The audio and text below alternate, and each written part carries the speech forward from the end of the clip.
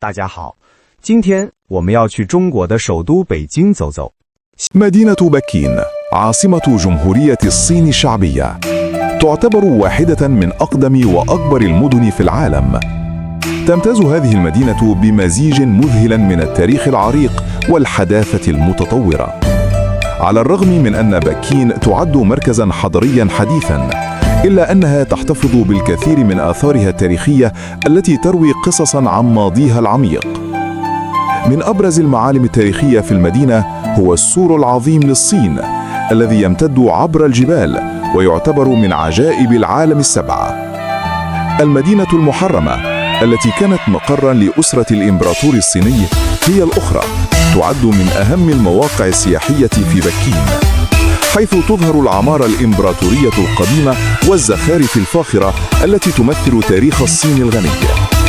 بالإضافة إلى هذه المعالم التاريخية، تتمتع بكين بشبكة من الحدائق الجميلة مثل حديقة بيهراي وحديقة تشانغشان التي تقدم مزيجاً من الطبيعة الهادئة والمعمار الصيني التقليدي.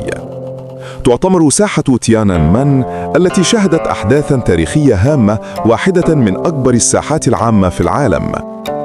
أما في الجانب المعاصر فتشهد بكين تقدماً كبيراً في العمارة الحديثة، من ناطحات السحاب الشاهقة إلى المباني المستقبلية مثل الملعب الوطني الذي يعرف بعش الطائر. تظهر المدينة تطوراً هائلاً في التصميم المعماري. كما تعتبر بكين مركزاً ثقافياً حيث تنتشر العديد من المتاحف مثل المتحف الوطني الصيني ومتحف بكين. الطعام في بكين يعتبر من أبرز التجارب الثقافية. يعتبر البط المشوي من أشهر الأطباق التي يجب تجربتها، ويعد طبقاً تقليدياً يقدم مع شرائح رقيقة من الخبز وصلصة الفول السودانية. أيضاً لا يمكن للزوار أن يغادروا دون تذوق بعض الأطباق الصينية الأصيلة مثل الزلابية والنودلز. تعد الحياة في بكين مزيجاً من التقليد والحداثة، حيث يمكن للزوار التنقل في الشوارع المزدحمة التي تضم أسواقاً حيوية وتجارة مستمرة.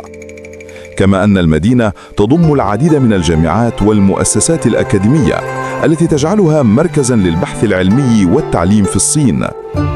إلى جانب كل هذه المعالم، تعد بكين مدينة نابضة بالحياة، حيث يعيش أهلها في توازن مع التطور السريع الذي تشهده البلاد، بينما يحافظون على تقاليدهم وثقافتهم العريقة.